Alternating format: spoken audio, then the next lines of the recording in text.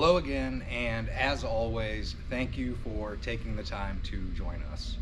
Behind me is one of our 2026 model year international tractors, and there have been quite a few spec changes to this model.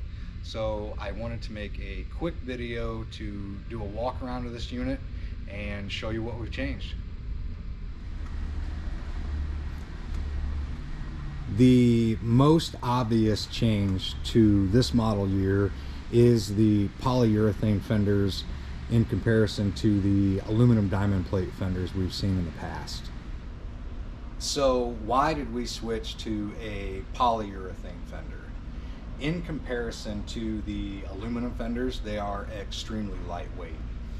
These fenders are also very durable, but they're not so rigid that they will crack and break like we've seen with the aluminum fenders. Another feature with these fenders is they're extremely easy to change. So if we do run into a situation where we damage a fender, we can have these changed out relatively quickly.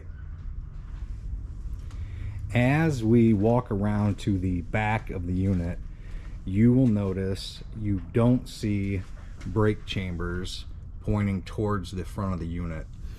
If you look under the frame rail, you'll actually see the brake chamber pointing sideways, and that's because these units are equipped with a disc brake system.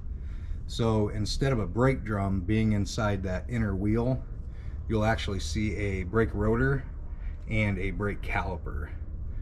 One of the big advantages of this system is a decreased stopping distance in a panic stop, and once again, weight savings. As we walk around to the passenger side of this unit, you'll notice that there's no asphalt pump. This is exclusive to the South Bend trucks. There's also a 50-gallon hydraulic reservoir compared to a 70-gallon reservoir, and this was done as a weight savings aspect as well. Combined weight savings on this unit with a 50-gallon tank, no asphalt pump, polyurethane fenders, and disc brakes is about 700 pounds. I want to pay close attention to the center of the bumper on these units, and it's right here.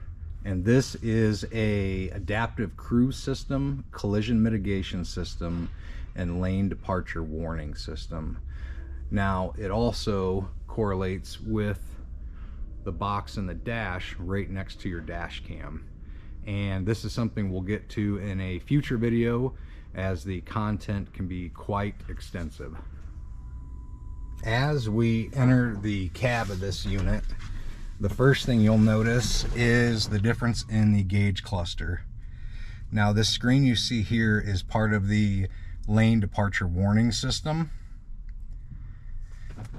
and on the switch panel there's also a switch here which is part of that lane departure warning system that we'll cover in a future video. Your dump controls are no longer on the dash, they're beside the driver's seat, and there's a neutral, a lower, and a raise.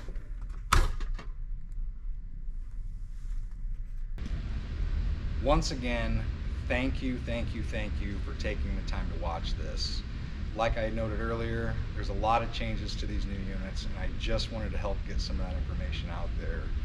We will cover the collision mitigation system, lane departure system, and the adaptive cruise system in a future video, but it can be lengthy to cover it in detail. As always, if you have any questions, please don't hesitate to contact me, and thank you again for all you do.